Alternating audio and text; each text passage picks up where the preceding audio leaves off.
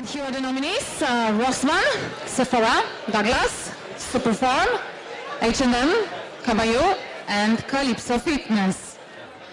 These retailers' promotion were covered by media in the whole country.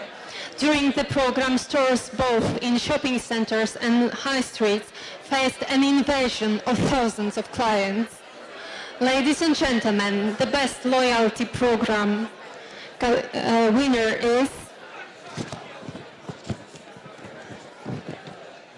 ROSSMANN.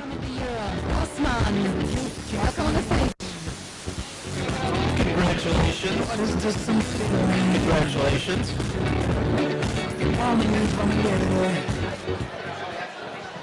Dear all dear friends, I want to thank you very much, all our customers, depending on our loyalty program, and I want to thank you all our employees, all our workers.